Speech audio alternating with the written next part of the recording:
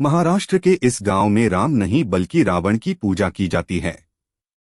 रावण का यह मंदिर इस गांव का मील का पत्थर होने के साथ साथ पूजा स्थल भी है।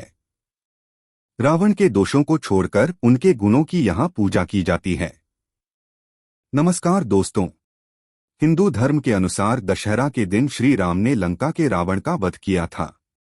बुरी ताकतों के प्रतीक रावण का दशहरे के दिन अंतिम संस्कार किया जाता है। लेकिन महाराष्ट्र में अकोला के पाटूर तालुका में सांगोला गांव एक अपवाद है, क्योंकि इस गांव में रावण की पूजा की जाती है।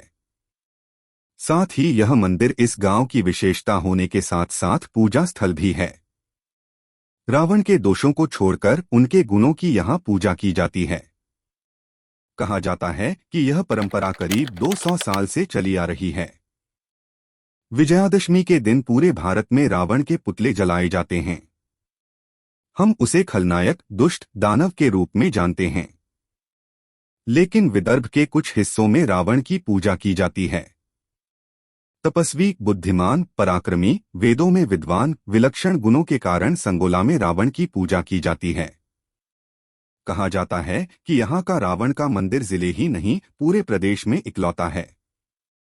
संगोला गांव के अलावा विदर्भ की आदिवासी जनजातियां भी रावण की पूजा करती हैं। अब आपके दिमाग में ये सवाल आया होगा कि रावण की मूर्ति गांव में कैसे आई। संगोला गांव में रावण के मंदिर के साथ ही श्री राम, हनुमान, भवानी देवी के मंदिर भी हैं। इस मूर्ति के आने के पीछे की कहानी भी बेहद दिलचस्प है। इसी माणा नदी के तट पर ऋषिमुनि का आश्रम था। 250 साल पहले इसी नदी के किनारे रहने वाले एक ऋषि ने गांव के पश्चिम के जंगल में तपस्या की थी। उनकी प्रेरणा से गांव में कई धार्मिक गतिविधियां आयोजित की जाती थीं। ऋषि की मृत्यु के बाद ग्रामीणों ने उनकी स्मृति को एक मूर्ति के रूप में संरक्षित करने का फैसला किया। उसकी मूर्ति बनाने के लिए एक मूर्तिकार को नियुक्त किया गया था, लेकिन दशानन रावण की मूर्ति उन्हीं के द्वारा बनाई गई थी। उसने 10 मुख वाली, शीशे पर चढ़ी हुई 20 आंखों वाली और सभी शस्त्रों से युक्त 20 भुजाओं वाली एक विशाल मूर्ति बनाई। जहां मूर्ति बनाई गई थी वहां 10 टुकड़ों वाला एक सिंदोली का पेड़ था।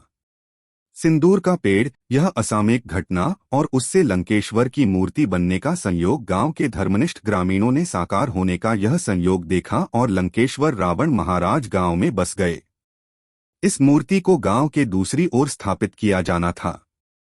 हालांकि मूर्ति गांव के गेट से नहीं हिली, इसलिए इसकी स्थापना गांव की शुरुआत में की गई थी। इस किंवदंती के बारे में जानकारी नहीं लिखी गई है, लेकिन इसे एक पीढ़ी से दूसरी पीढ़ी में स्थानांतरित किया जाना जारी है।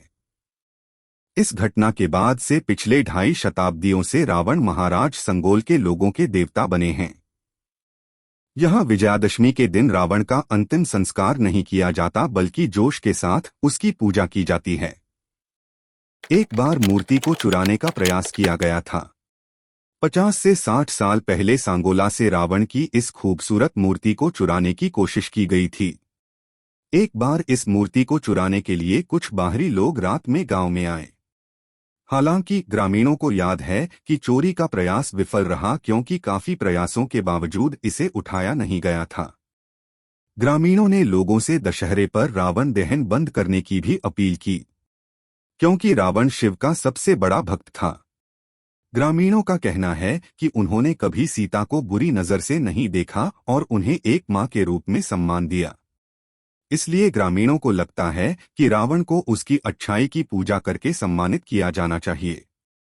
वीडियो अच्छा लगा हो तो लाइक करें और दोस्तों में शेयर करें, और हाँ, जाते जाते हमारे चैनल को सब्सक्राइब करना मत भूलिए। धन्यवाद।